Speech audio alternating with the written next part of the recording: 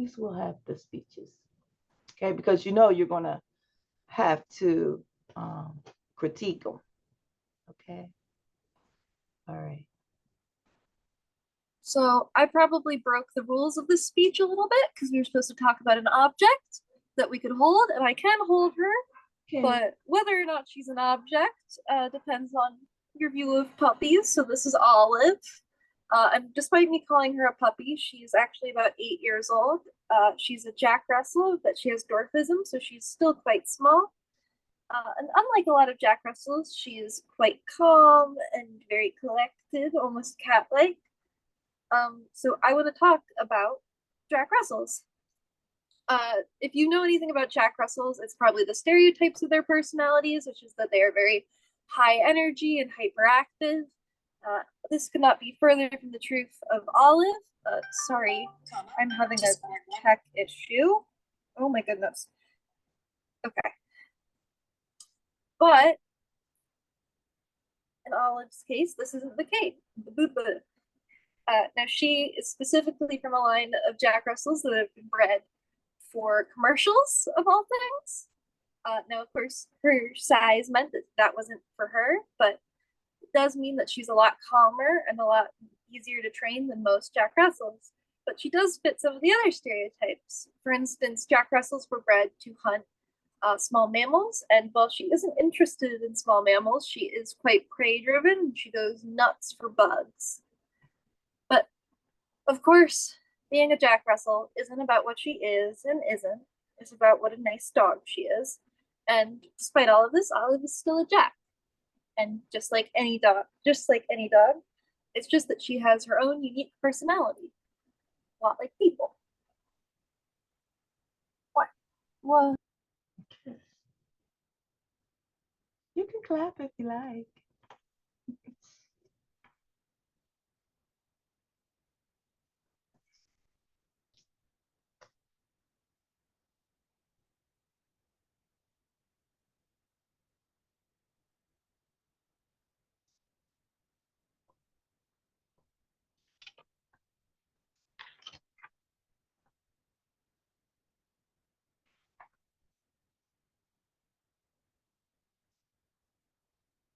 oh, and if you need them, here are my notes.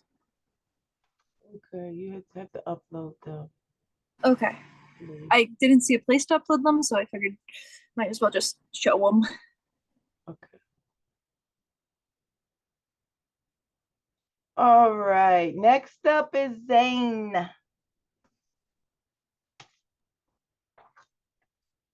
Is it Zane or Zan? Zane. Zane. Okay. Yes. I'm pretty sure I forgot to do the outline. I did not know we were supposed to do this. Okay, Yeah. we'll come back to you. All right. Gotcha. Can I get the topic at least? It's about an object, right? Yeah. Go look Anything in, specific, go look in or- your, yes, it's very specific. So go into the submission folder and find it. Gotcha. Okay. I will do. All right. Okay, Colin is next. I don't have any of my sources ready, admittedly, but I do have my speech. Okay. So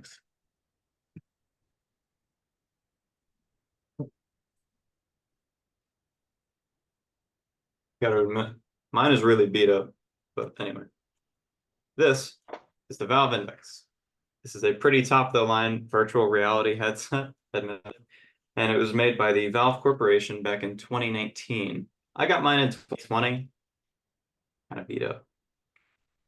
Surprised it survived as long as it did, but they're very well made, so then again, not too bad. Anyway, the headset itself has several adjustments that you can make. Like if you have a big head, you can pull that out, get more room, have less room. The headset itself, each one of these eyes has its own individual screen, so you probably won't be getting dizzy or anything. Probably.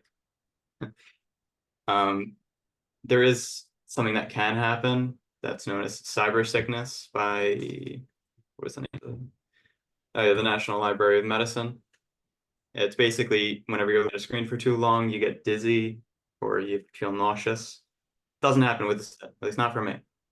That's for my brother. The headset itself, despite it looking pretty narrow, you actually have quite a wide field of vision when you're wearing it. So it's pretty nice. Another thing that helps prevent cyber sickness. And the headset itself actually very accurately tracks your hand movements when you have the actual controllers on, which are over there. I'm not grabbing them because I've already started the speech. So yeah, it's another thing that helps prevent sickness. And very nice. Let's see. Oh yeah, the headset also has speakers on it, so helps you feel pretty immersed in whatever you are doing, and it helps you, like, if you hear a noise in front of you, you'll hear a noise in front of you. If you hear a noise behind you, etc. Get the point. And these speakers are very good at doing that. So yeah. As far as what you can do with the headset, I think this headset's used both professionally and recreationally. I personally use mine recreationally, as well, there's nothing I can do with it professionally. And there's a lot of games that you can play on it on a lot of different platforms. But the primary platform for this particular headset is also made by Valve. It's the platform known as Steam. It's got a few games on it. The one main drawback of this headset is that it costs a lot of money and you need a pretty powerful computer to run it. So take what you can get. And other than that, I believe this headset is the best possible way that you can experience virtual reality right now. And you can't buy anything better. That'll be all for now.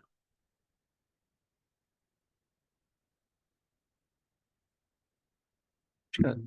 Put this back over here so it doesn't fall and break. One of those headsets has died before, and they're very expensive to replace.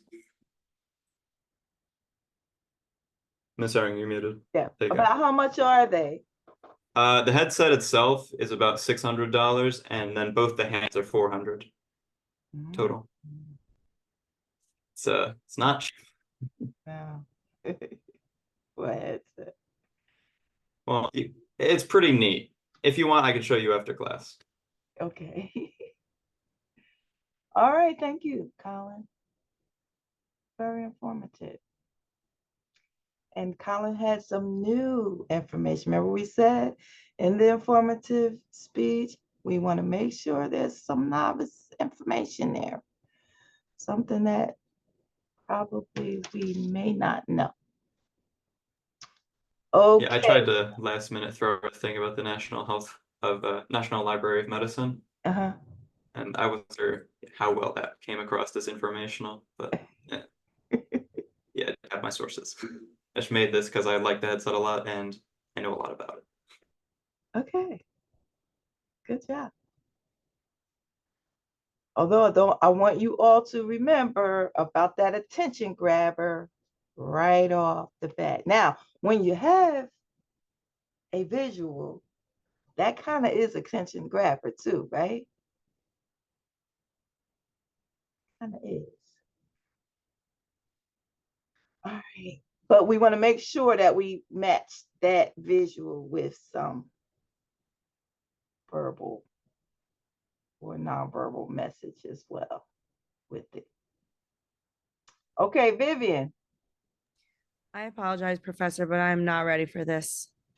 Okay, well, it is an impromptu assignment, so you could wing it.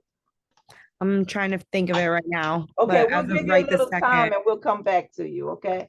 Okay. Okay. You have to get an object and explain that object to us in a speech format. All right. Next up, Pauline.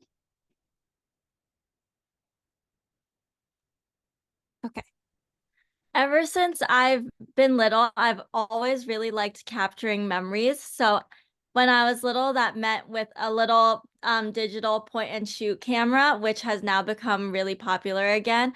And then as I've grown up, it's become my phone. And more recently, it's been a Fujifilm T2, which I will talk about today. So this camera came out in 2016 and I got it around 2018 and this has since been my go-to camera and I really like it. So today I'll talk a bit about it. So this camera is what's known as a mirrorless camera. So that means that it's smaller and it doesn't use a mirror to reflect, doesn't use a mirror to capture the picture. And so like you can see here, it like fits really comfortably into the hand. And so it's really convenient for traveling and carrying it around to different places. And one of the really good features about this camera too is its autofocus is especially good. So it's really beginner friendly. And the advanced autofocus really locks the subject into the photo and it makes sure it's in really good focus. And it also has what's known as a hybrid autofocus system.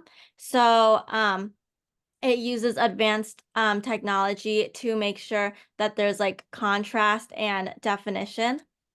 It also has continuous shooting capabilities. Sorry, my eyes watering because I don't know. I think I have really bad allergies. Sorry.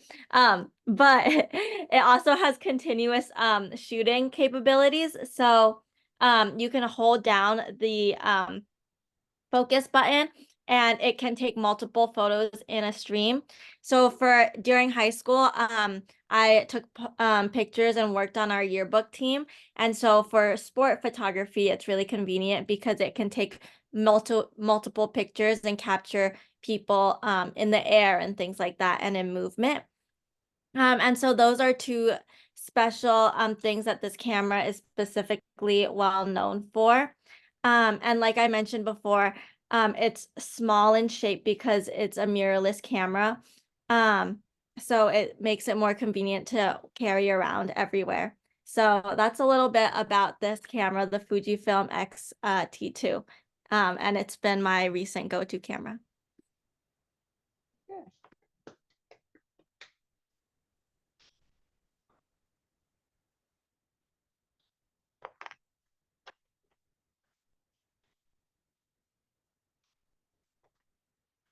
Good job. And again, remember that closing remark. Gotta build it up to be a little bit more lasting. But overall, that was a pretty good job.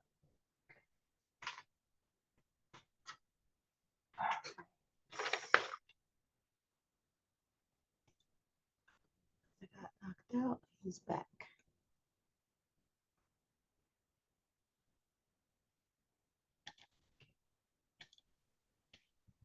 Okay, next is Calvin.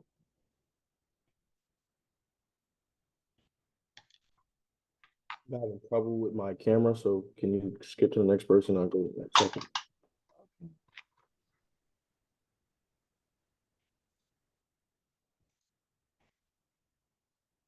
Emma.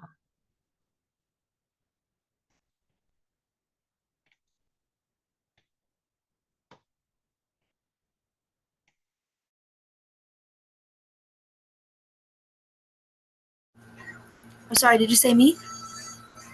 Okay. I had one question before I started.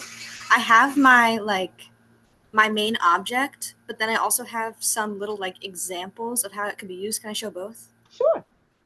Okay. So I'll start. Have you ever been gifted or given somebody a bouquet of flowers, knowing that they will die in just a couple of weeks? Well, what if I told you that that didn't have to be the case? Today I have with me Rip Van Winkle and Other Stories, but I'm not here to tell you about this book. I've actually never even read it. I'm here to tell you about how I use it. So let me situate you lower so you can see it. So I use this book to press flowers.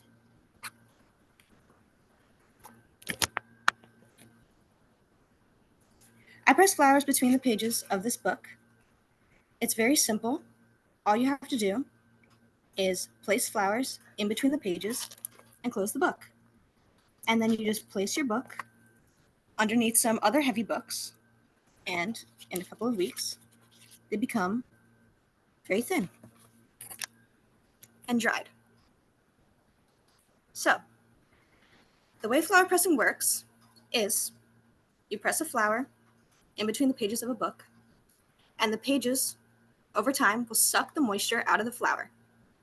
It dries in place and maintains its color and shape, contrary to if a flower would die. They become very fragile, almost like a very thin piece of paper, but after they're completely dry, they can be moved. And I have some examples of how they can be used. So you could keep them in your book and just use them, flip through them, and just look at them as you would a regular bouquet of flowers. But if you want a little craft, I can show you that I have some pieces of paper that I have pressed. I'm a very creative person, and I like scrapbooking. So these flowers are real, and they're over 2 years old. And you can see that the color and the shape are very well maintained. I use a variety of tape, glue, and a product called Mod Podge, which is kind of a glue that you can paint on with a paintbrush, especially for these thicker flowers that, you know, they kind of warp the page and they kind of come forward a little bit because there's a lot of petals on top of each other. But you can see they hold up very well. You just have to be a little bit delicate. And so flower pressing is a very simple and easy task. It only takes a few moments. But this way, you can extend the lifespan of your flowers and by extension, the memories associated with them.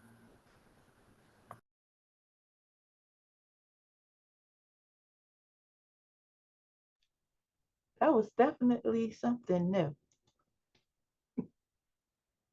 for me. Good job, Emma. Any questions at all? What's the longest you ever kept the flower? I only really started doing this about 2 years ago because that's when I started dating my boyfriend. I didn't really get flowers before then. But it's really fun. Even like I've just found stuff on the side of the road, and it's really surprising how, like, even just looking through this, like you forget about like the little things you collect. But I like to, you know, save them. So it's really, I really like it. Okay.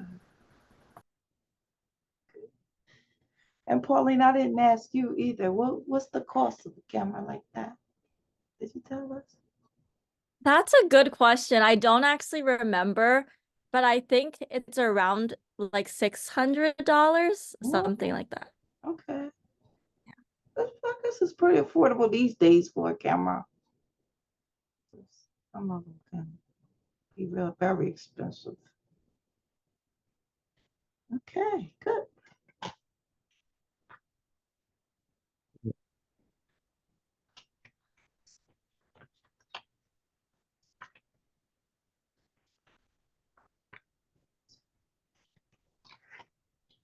Okay. Isabella is next. I'm not ready either. I'm sorry. Okay. All right. I'll go. Okay, ready now, Calvin? Yeah. Hold on. You ready? No, 1 second.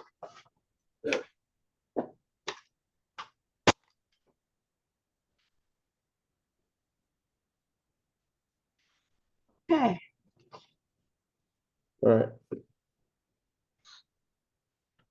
How many of you have reached for the Tylenol when you experience a headache or muscle pain? Today, I will be explaining the use of Tylenol and how it can relieve pain, the type, how to use it, and how to use it safe, when to use it, and how to use it safely. The types of pain it can relieve. It can relieve headaches. It's more effective for headaches, including tension and headaches or migraines, muscle aches, arthritis pain, and fever. Me personally, I use it for muscle pain. I usually work a really long nights. I come home to my wife and kids.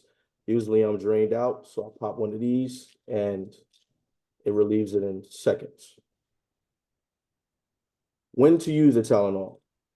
Well, you would mostly use this on mild or moderate pain. If it's more severe, I wouldn't use it so much, but I would use it definitely for mild or moderate pain. To reduce fever. You can also use it for certain allergies. What else? When to use the Tylenol? Well, I'm sorry. Let me start over. How to use the Tylenol safely. We're going to start with dosage. Now, it's recommended for 600 to 1,000 milligrams. To be simple, I usually pop 2. That's for adults. But when you're dealing with children, you might want to look at the label behind and usually have directions to make sure. Avoid overuse. You don't want to use this more than 10 days of pain or 3 days with the fever. Talk about combining the medication. You always want to look behind and look at the label, and it'll give you kind of a disclaimer of different medicines that you may not want to mix it with. So definitely be attentive and pay attention to that. I would like to ask the audience, how many of you feel more confident about using Tylenol effective for pain relief and learning about its benefits and proper usage? In conclusion, knowing how to use Tylenol properly can greatly enhance the ability to manage everyday pain and discomfort. And that's it. That's all I got. I know it's crap, but that's the best one I got. Okay, well, you got through it. Yeah. And it was a good idea to ask that question of the audience. But remember, if you ask them a question, try to get the answer. Don't just move right on. I didn't even know we had to do it until I looked at the week and I was like, oh, I gotta just like wing Okay, it. well, it is impromptu. Yeah. So that really means you only have a few moments to try to put something together. So for that few moments, you did okay. You had an opening. You told us what you're going to talk about. You didn't establish all that credibility and, then preview the point. You didn't do any of that stuff, but you did reveal a central idea, kind of like you did relate the topic to the audience. So that was good in the introduction. And you told us your main points. You were a little sketchy on what you wanted to say, but you got through it. Yeah. And a lot of times impromptu happens that way. Okay, so you have to fake it till you make it. Because how many people watched the debate the other night? Okay. We got a very good lesson in communications, right? One candidate delivered the truth feebly. The other candidate delivered a bunch of lies very effectively, with lots of emotion and enthusiasm and confidence that could make people think he was telling the truth. And the other candidate struggled to get the information out, which was a total distraction and made the audience focus more on the problems with the speaking as opposed to the message, right? This is very important when it comes to public speaking. Very important. Because ultimately, we always want to get our message across the way that we intend it to be, right? And if we don't, in part, we've failed our purpose. So sometimes you can get up and speak, and this is what a lot of cult leaders do. Not to say that the candidate is a cult leader, but this is something very prevalent.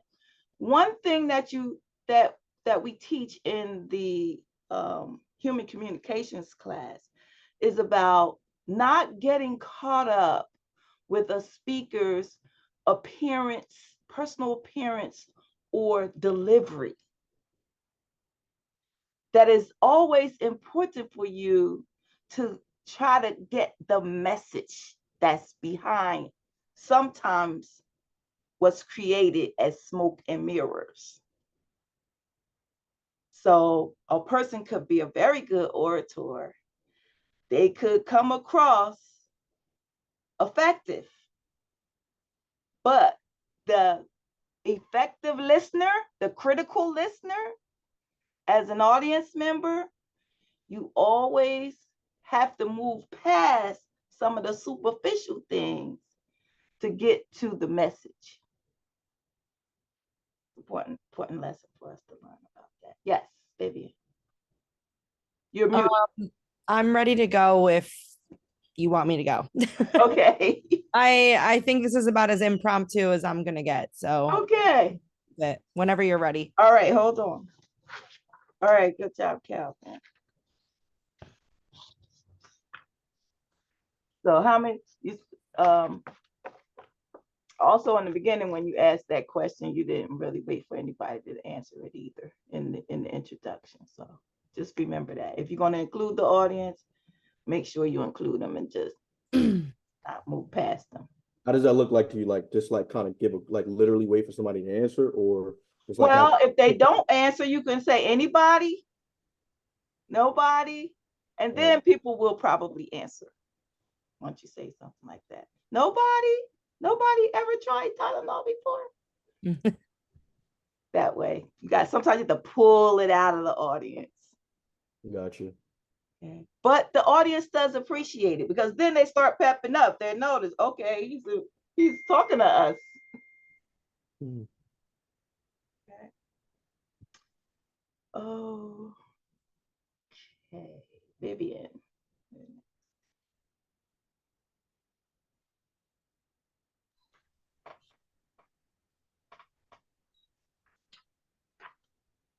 You ready, Vivian? Okay. I kind of copied my idea off of Grace a little bit, but it just sprung a thought in my head. Anyway, I would just like to preface this speech with I have owned various types of exotic animals throughout my life. From the age of 11, I rescued majority of them. All of my bird species are rescue animals, and I've basically just been obsessed with them my whole life. But today I'm excited to introduce to you my favorite out of my little flock of birds, a vibrant member of the parrot family. This is Kiwi. Kiwi is a canary-winged parakeet. They are known for their like striking appearance. Right now she's a little shy because she's right in the camera, but like underneath her wing, there's like white and yellow and this like iridescent blue color. It's really pretty, but like I said, she's a little stressed out right now because she's doesn't like the laptop. Anyway, I'm going to explore with you guys their physical characteristics, their behavior, their care requirements, etc. So originally these birds, obviously they are from the wild. They are a wild animal. They're not an animal that's technically really supposed to be kept in the house, but people do it anyway. Hence why I'm sitting here rescuing them. They can be found in the wild all over South America, up in the trees, up in the jungles of like Brazil, Peru, Bolivia, and Paraguay. They inhabit like a variety of environments, but obviously majority of them spend their time in the trees. Their physical characteristics I just went over with you, but like I said, they can have like a white ring around their eye. Their majority of their bodies are green. They have yellow and white underneath. And there is like their cousin, which is also a canary wing parakeet. I don't know the exact scientific name, but they have like a black colored head. They look a little bit different. Okay, so their behavior is a little more like they are very highly social birds. They enjoy to interact with other birds and even people in their environment. Kiwi is a very playful bird. She loves to like dance and bob her head and play with me when we're downstairs in the cage area. Um, in captivity, they thrive on social interaction, so they can really form strong bonds with their human caretakers. Um, and their curious nature does make them really delightful pets to have. I know a lot of people don't really like birds, but they actually are very entertaining. And as long as you care for them the right way, they're great pets to have if you ask me. Their housing, you need to have a spacious cage for them. They need to be able to fully stretch their wings in the cage, and maybe even take like little flights around the cage, because you don't want to keep them super confined because parrots can get really stressed out, and they actually inflict self-harm when they get really stressed out from staying in a cage for too long, and you don't want that. Their diet, because it's very hard to reverse behaviors in parrots, sorry. Their diets consist of a variety of different fruits and vegetables, nuts. In the wild, they might even go after like some random little insects. Sorry. And their healthcare is just regular visits to the vet like you would, mainly if you think that something is wrong with them. You don't really typically, birds don't get shots and things like that. Whew. So in conclusion, the canary wing parakeet is a captivating bird that brings joy and vibrancy to any environment.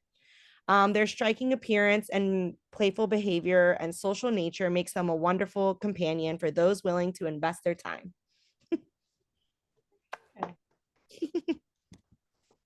a pretty good job for a couple of Oh minutes. my God. It's only because I know a lot about them. But yeah, I have 7 birds downstairs, but the canary wings, out of all my birds, I just love these guys so much. I have 2 canary wings, and they're like the best parrot that I've owned. They're not too loud. They're good. They're good birds. It doesn't talk or anything, As long as I get some participation points. though. It doesn't talk or anything like that, right?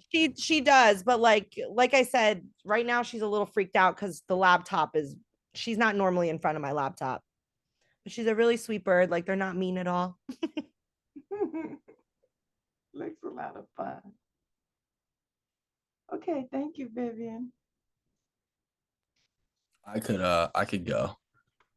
Okay, Rocco or Zane, who was that? It's Rocco, yeah. Okay. All right, so Hold on, Rocco. Hold on. okay.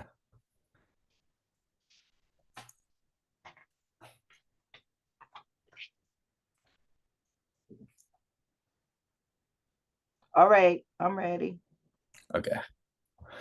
All right, so to get started, I'm actually a former athlete and now I'm a student pilot for Mercer County Community College. That's where I learned most of my stuff out of. So a lot of things that have helped me in the past in life have been things that I am able to practice at home. So I needed to figure out how to practice flying at home, and there's chair flying, which isn't really, it's like acting like you have something in front of you, but you don't, to practice maneuvers and stuff. So I bought myself a flight sim. This thing hooks up to my Xbox and I get to play a game on it, and it literally feels like I'm there. So basically what it does is it makes me feel like I'm in the cockpit, and it helps me practice all of my maneuvers. And over the winter semester or the winter break, I actually had 2 months where I couldn't fly, and I was nervous to go back, which is actually when I bought this thing. And it literally felt like I never left the cockpit when I went back. This thing is awesome. I let my friends use it. It's very unique to me because I don't know, I just don't think a lot of people get to have this same experience that I have. And it has really, really helped me with flying. So yeah, in conclusion, I think this thing is probably one of the best purchases I'll ever make, just because of how much it's helped me.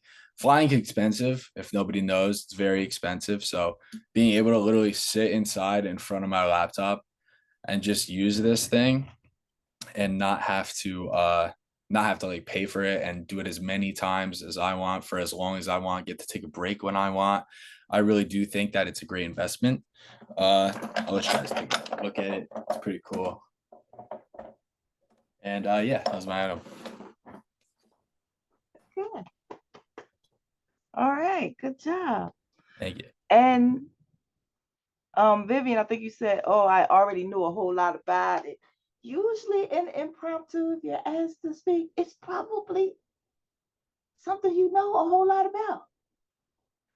But the nerves set in because now somebody's putting you on the spot to speak about it, right?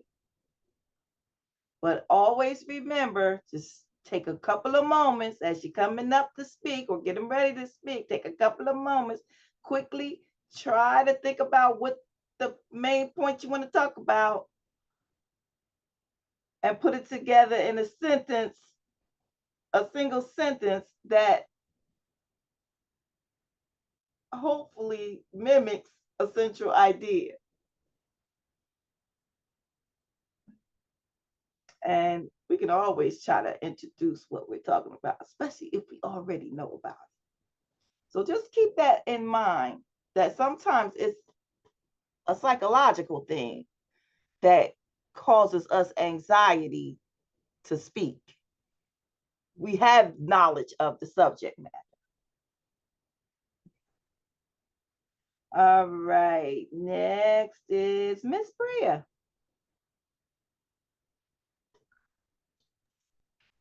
Okay. Can you see me properly? Yes. Okay. Let me getting to put it back on the speaker view. Okay. There we go. Okay.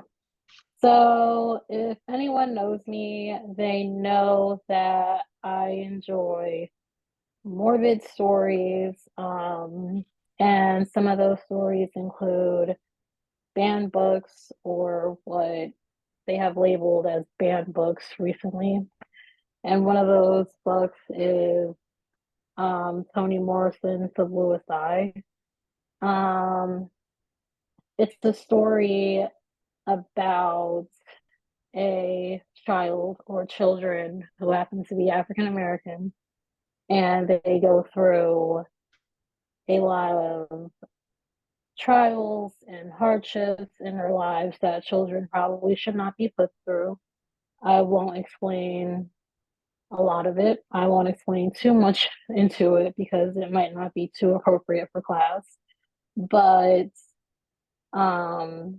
part of that hardship is the fact that their skin is not the most attractive color or the most appealing appearance to like the average person. And the time for this, the time set of the period is, I think, in the 50s. So as you can imagine, you know, with the racism and the issues going on back then, they're facing problems that no one should have faced. So it's one of my favorite books because if me sitting down and reading a full book is like just it's difficult for me to do because I'm so busy, and it took me probably a few days to read this book. So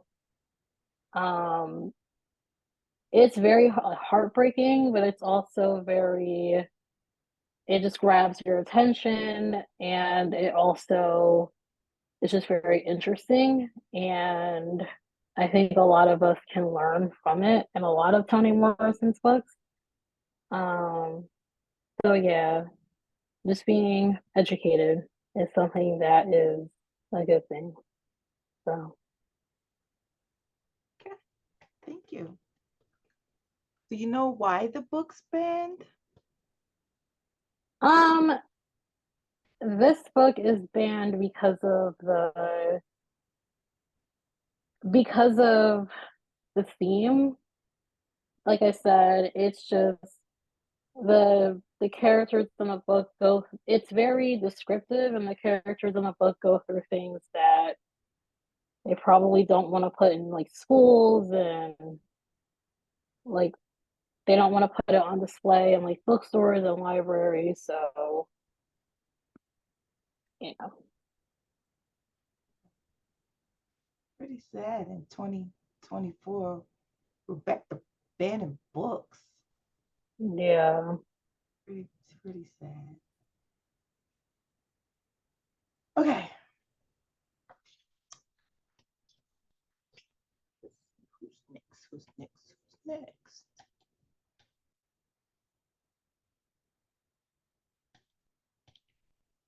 All right. So Zane, you ready now, Zane? Yes, I did come up with something. Okay. So, following the topics of objects, I'm going to give you a pitch about why this thing right here is the greatest tool of entertainment. This right here is the Nintendo Switch, which was created in 2016. First thing I want to talk about is its predecessor and why it's inferior in every single regard. This right here is Nintendo 3DS. Blur factor is being dumb again. Hold on, let me try to fix that. Okay, don't know what I'm doing. So this right here is Nintendo 3DS, the predecessor. This thing is old, it sucks, lanky, almost died off in 3 years. This right here is a PS5 controller. Console's pretty good. One problem, can't take it everywhere with me. So that kind of raises the question, why is this thing better? Well, this thing is better for many reasons. One, it's portable. Two, it's pretty strong and can live up to 9 hours with a single charge. Other thing as well, I can take off one of the Joy-Cons from it and share with someone else, which makes it fun for multiplayer. Let's say you're having a party, you can have someone else play with you. Take off both if you really wanted to. The real kicker to this thing is, one second before I turn my camera off.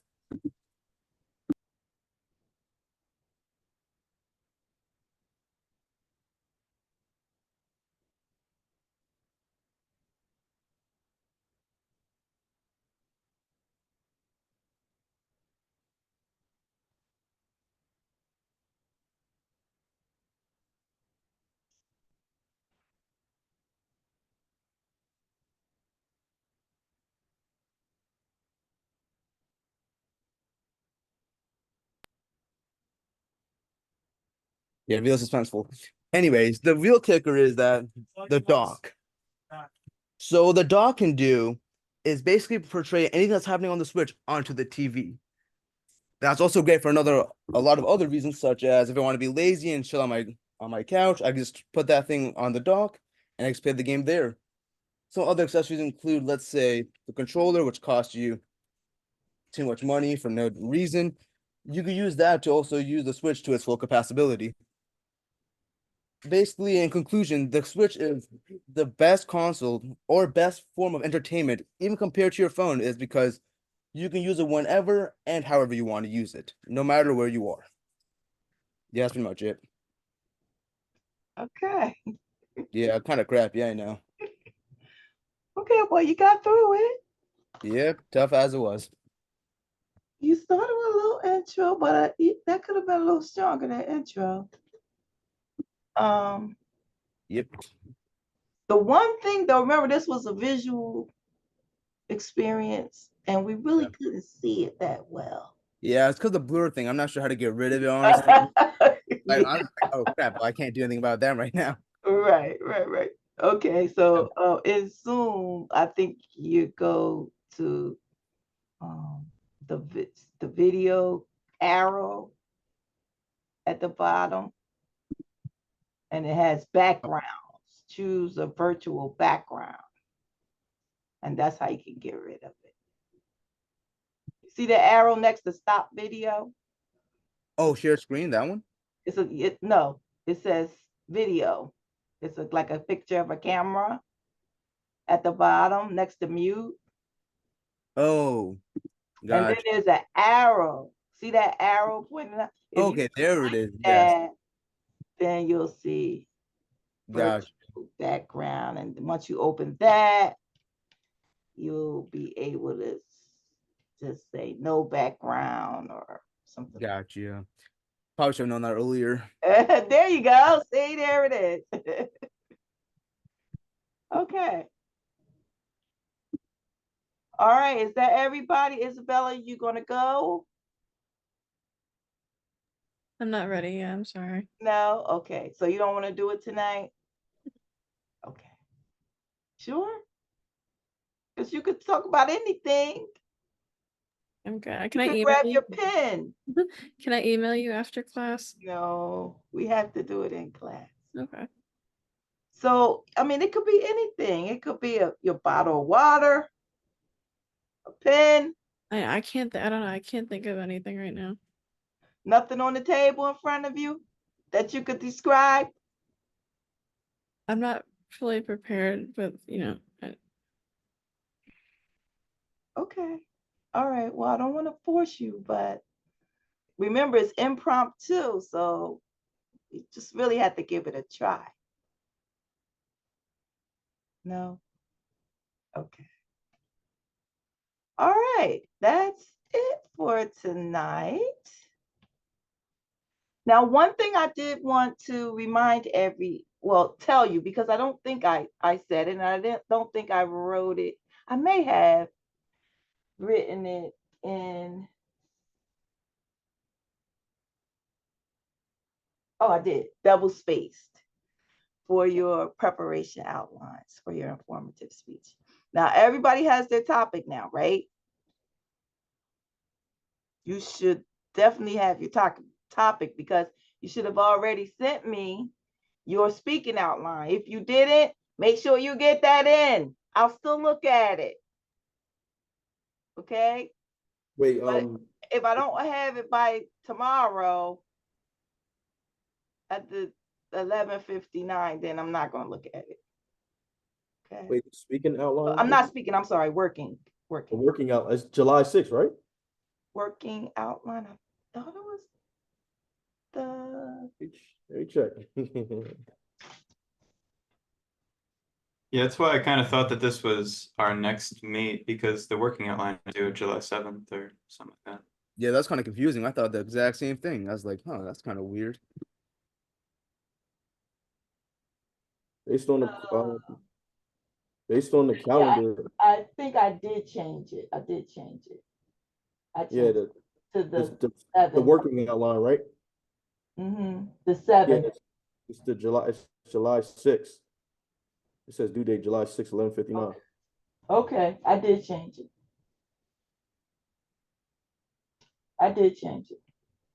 And You said the speaking.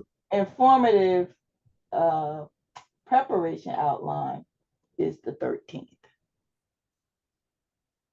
Okay. I'm confused.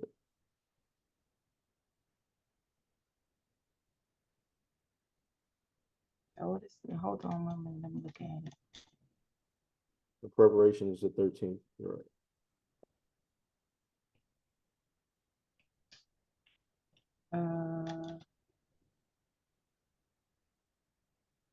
Today is week 6.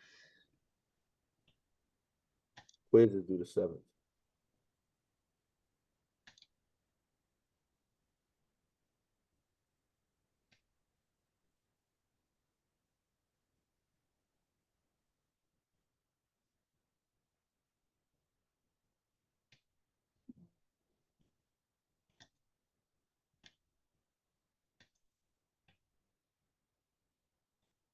Now, you're going to also critique. I'm going to put this video up after I process it, and you're going to have to do a self-critique of yourself as well as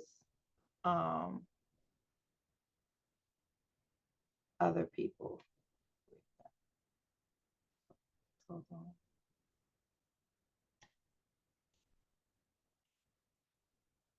July 13th.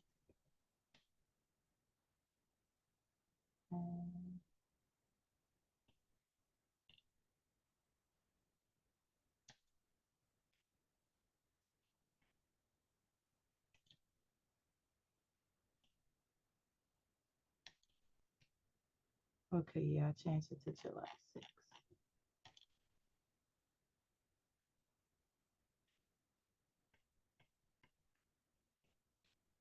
All right, any questions about what's coming up? I did have one question. You said we had to post the index cards that we used for this impromptu speech. Yeah, but there wasn't a post, right? Did somebody tell me they Yeah. didn't see a post? Okay. Okay, so that's You it. can put them up now if you have Okay. them.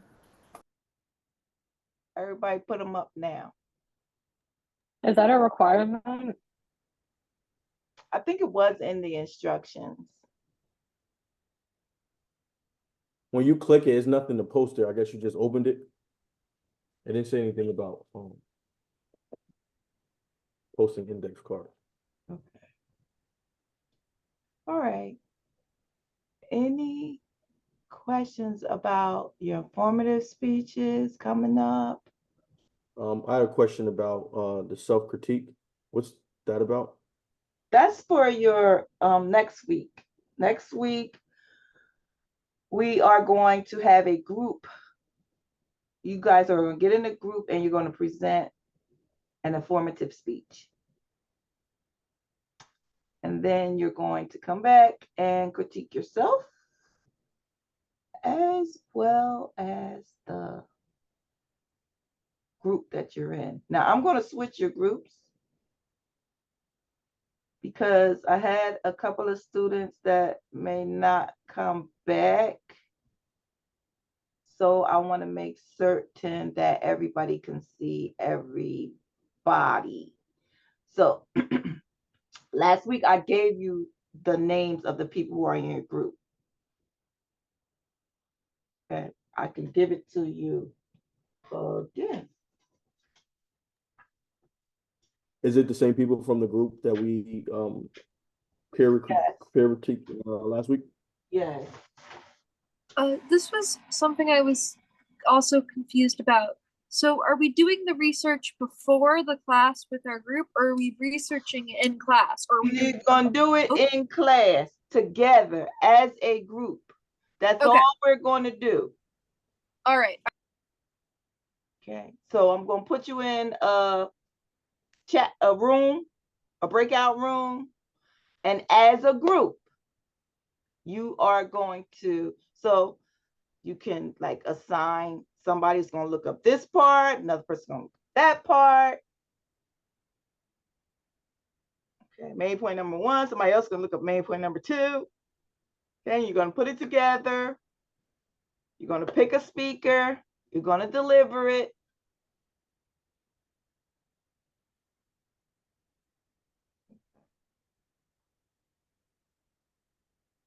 And then you're going to critique it yourself, your own self performance, as well as the people in your group.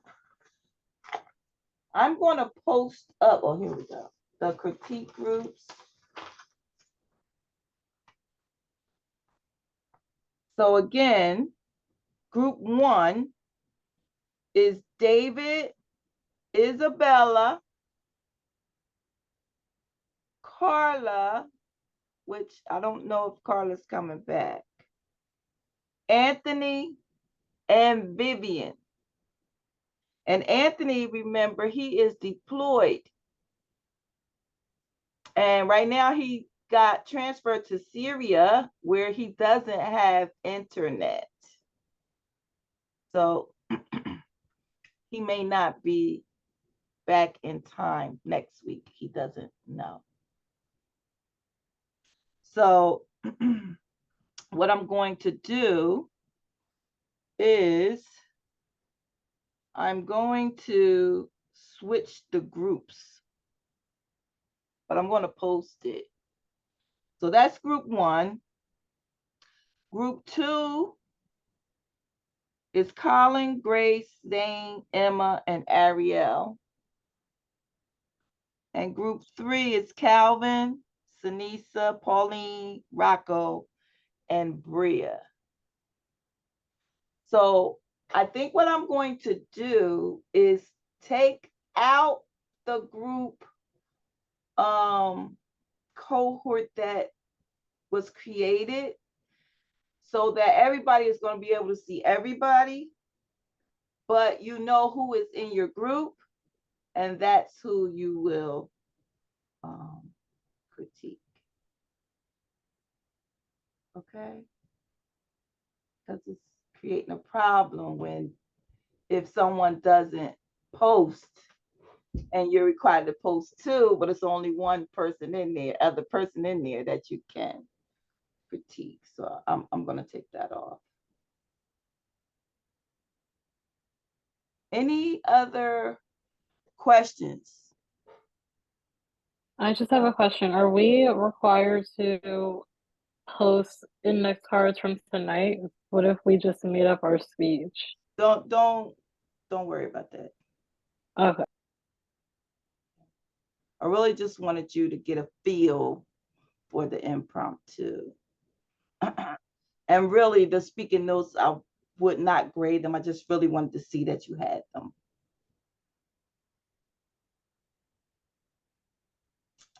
Okay. Now you should be working on that informative speech, because the preparation outlines due next week. Right? The 7th? The end of the week.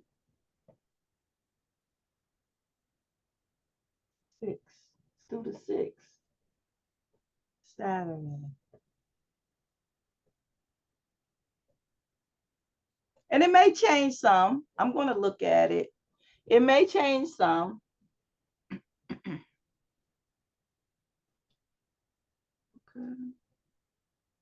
Any questions? Any other questions at all? Comments?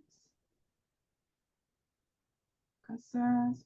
It's very important that that informative speech, very, very, very, very, very, very important. Okay, because remember that speech and the persuasive speech, they're worth the most in this class, right? So you want to make sure that you present it and that you have your sources.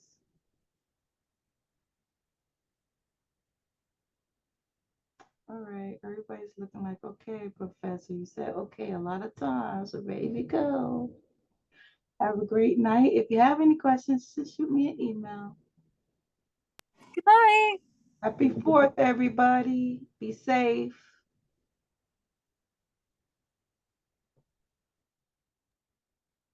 Were you interested in seeing the headset? Yeah. All right. Hold on. Let me get out of the game I was in. Boot up something. Let's see. Do you have any particular genre? Because I don't know. Like, what are you interested in? For what you mean, games?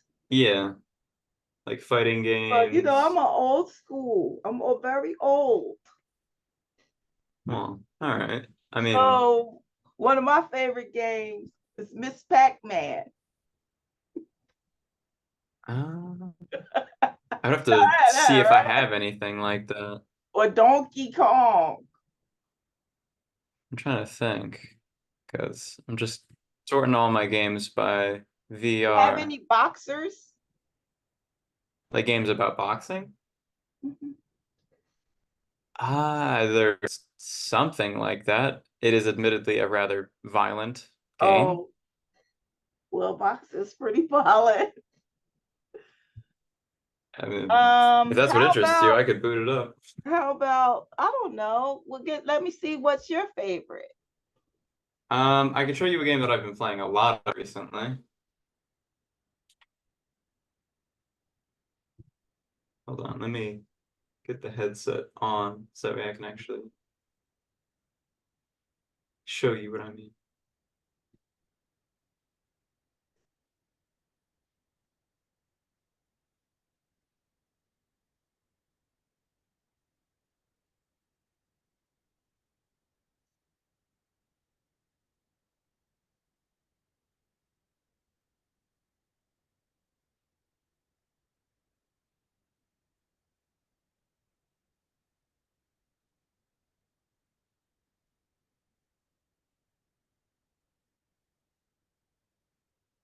Oh, you got two computers on your desk.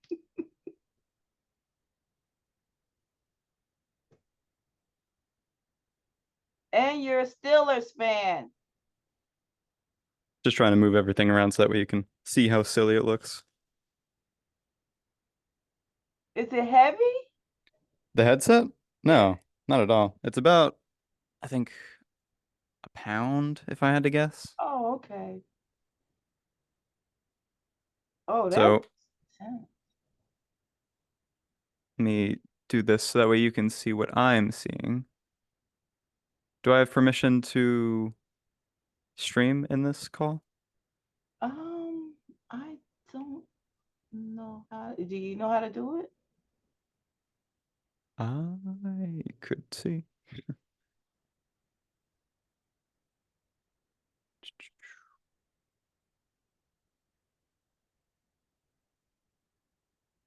Oh, wait, share screen, maybe? Okay. So you have to share screen. Let me make you a host.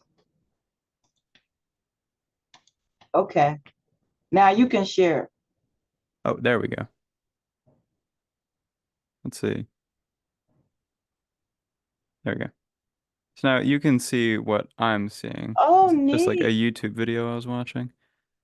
It's another thing. Okay, wait.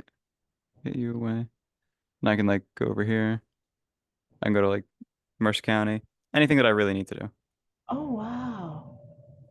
Oh, it's weird. I can't see the meeting anymore. Anyway.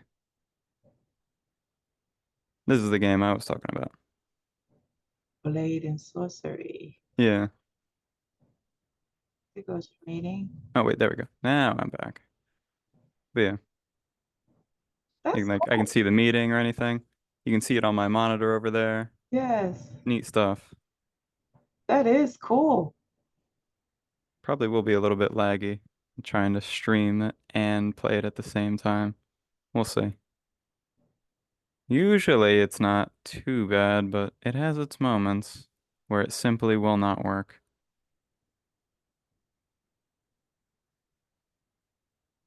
Now, how new is this technology? The headset itself, like I said, came out in 2019. Mm. I think this game in particular came out a little bit before that. Okay. Got to go through all the loading screens, all the fun stuff. But yeah, like anything that I'm seeing, it's one-to-one what you see. Like usually if I'm just streaming my headset, it Mhm. won't show you this menu right here. Right. But because I'm streaming my VR view, you're seeing everything that I'm seeing. Okay. It's That's all fun. It's good to do some stretches when you get in. Because, you know, you don't want to be sprained or something. But this game in particular is cool because it's got like magic and stuff. So I could like telekinesis, throw something around. Or oh, like wow. hover in the air a little bit. Interactive.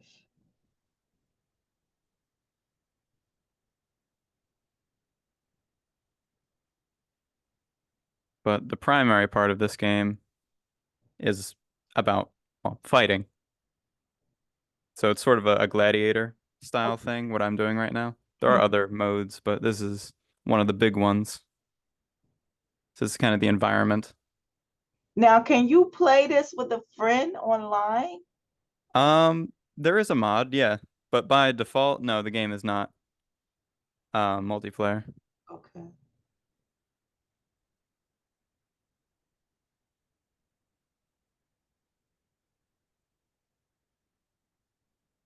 You can like throw stuff or get shoved by someone else who knows magic because the enemies also know magic in this game. Yeah.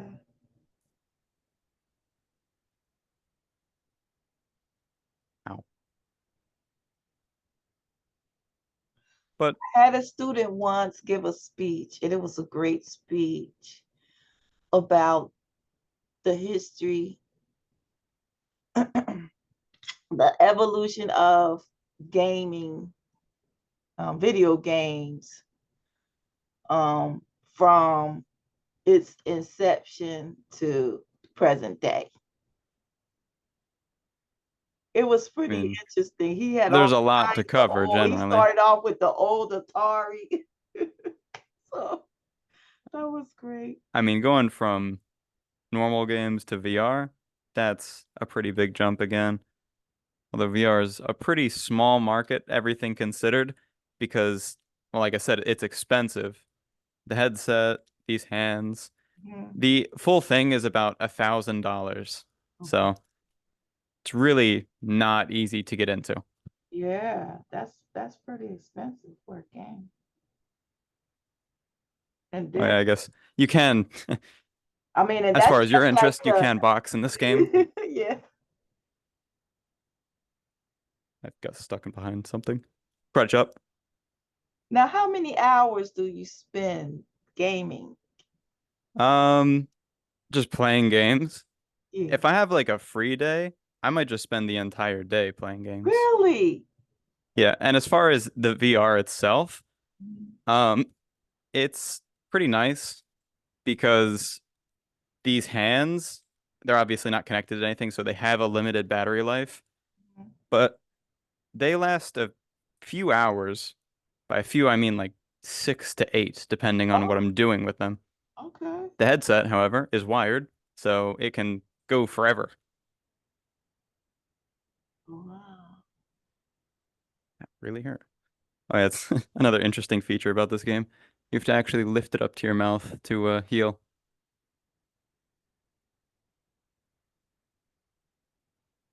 But yeah, I wouldn't call it exercise, but it's definitely better than sitting at a chair. Yeah. What's Yeah, another it is. It is interesting thing? interactive. There was something like that when we went to the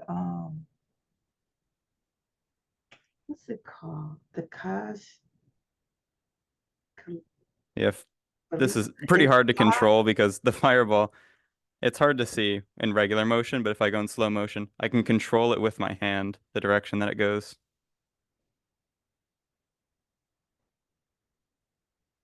Yeah. So doing it in real motion is obviously quite difficult.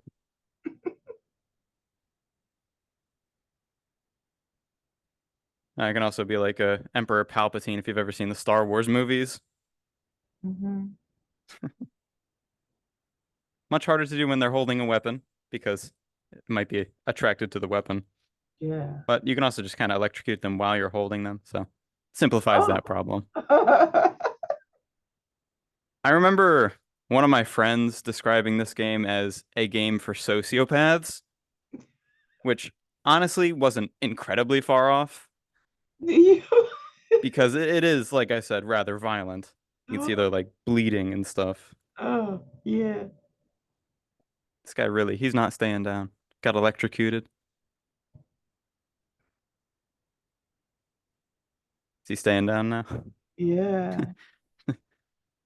They're all done. Well, Just- the woman's the last one standing. Oops, no, not anymore. Hold on. Something funny that you can do if you like grab them in the same way that you can like electrocute them while holding them. Go away. You can um you can kind of imbue gravity into them and make them weightless. It's pretty neat. Ooh, score 1 for me.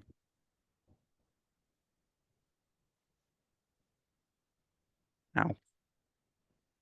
Jeez. I You okay, pal? Okay. Another pretty cool thing. If you've ever seen like Mortal Kombat games, you can like punch fire at them. Oh, Yeah. It's pretty neat.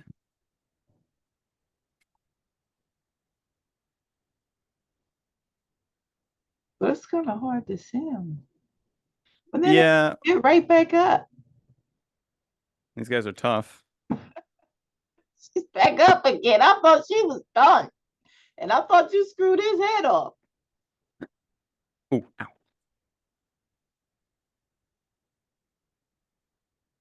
There's another pretty violent thing about this game, actually.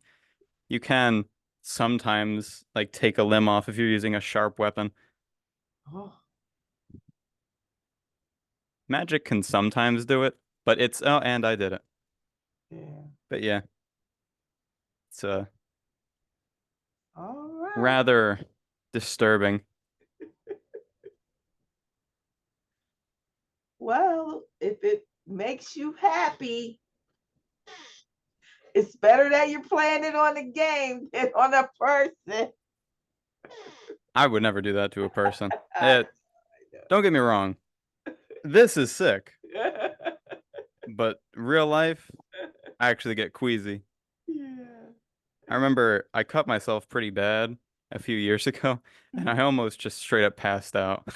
From all the blood. Yeah. But yeah, that's the idea. It's pretty neat stuff.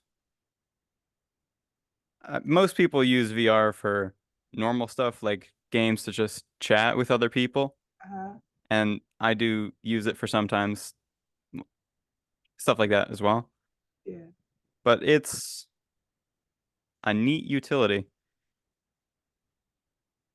I can banish myself to the well. Cool. Oh, I think I died. I hit the ground too hard. Yeah, you died. It say you died. Yeah. All right, Colin. Well, thank you for sharing that with me. It's pretty neat stuff. Yeah, it is. Other than that, I'm gonna head out and probably go eat dinner. Have a good afternoon. You too, and enjoy your 4th. You have to go. Okay.